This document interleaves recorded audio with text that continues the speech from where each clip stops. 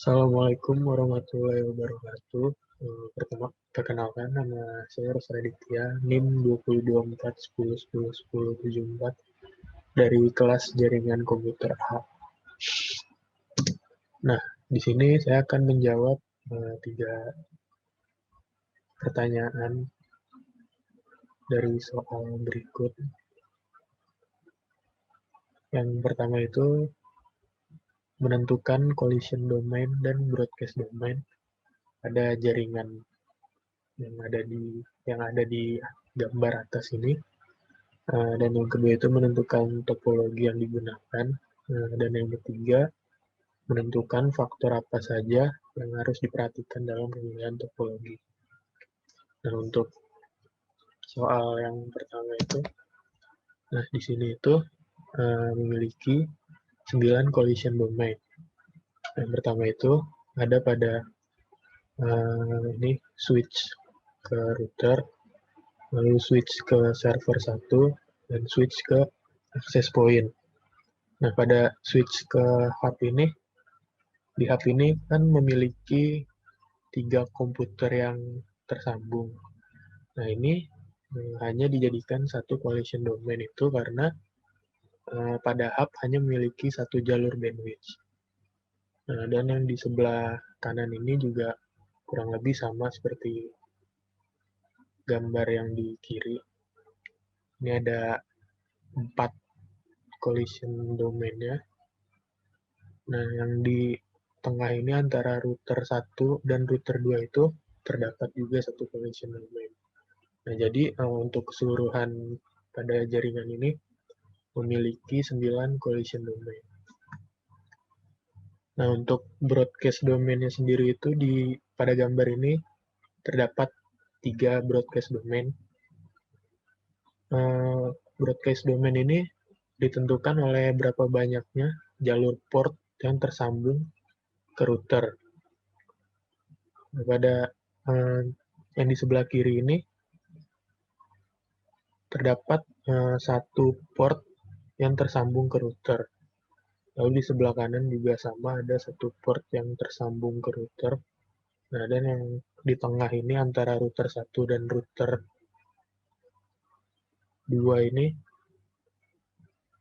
juga terdapat broadcast domain. Yang selanjutnya itu jenis topologi.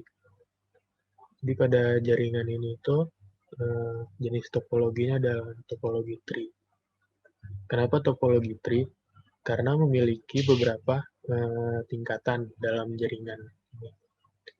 Dan di sini ada server. Server itu sebagai inti jaringan.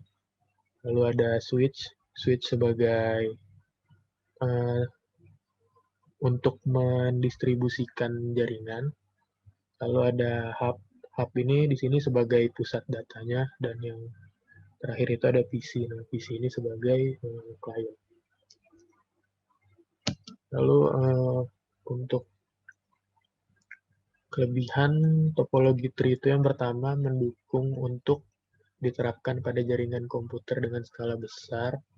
Yang kedua, pengembangan jaringan atau penambahan klien yang berada di bawah pusat dapat dilakukan dengan mudah. Yang ketiga, identifikasi kerusakan pada jaringan serta isolasi jaringan dapat dilakukan dengan mudah. Yang keempat, jika salah satu klien mengalami kerusakan atau gangguan, tidak akan mempengaruhi klien lainnya. Dan yang kelima itu, manajemen data yang baik sebab komunikasi terjadi secara point to point. Nah, untuk kekurangan topologi tree ini ada 5. Yang pertama itu, jika kabel utama atau backbone rusak, maka seluruh jaringan akan terganggu. Kedua, hub memegang peran penting dalam jaringan. Jika hub rusak, maka seluruh jaringan akan terganggu. 3, jika komputer yang berada di tingkat atas mengalami kerusakan atau gangguan, maka komputer yang berada di bawahnya juga akan mengalami gangguan. 4, biaya yang diperlukan dalam membangun jaringan ini lebih mahal, sebab menggunakan lebih banyak kabel dan hub.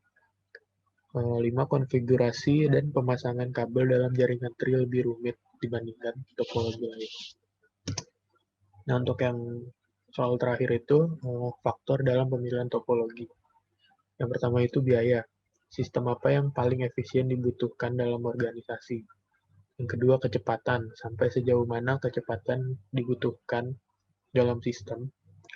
Yang ketiga, lingkungan. Misal listrik atau faktor lingkungan yang lain yang berpengaruh pada jenis perangkat keras yang digunakan. Keempat, ukuran.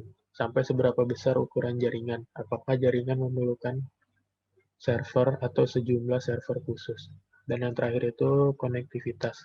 Apakah pemakaian yang lain yang menggunakan komputer, laptop perlu mengakses jaringan dan berbagai lokasi. Mungkin sekian penjelasan dari saya, kurang lebihnya mohon maaf. Wassalamualaikum warahmatullahi wabarakatuh.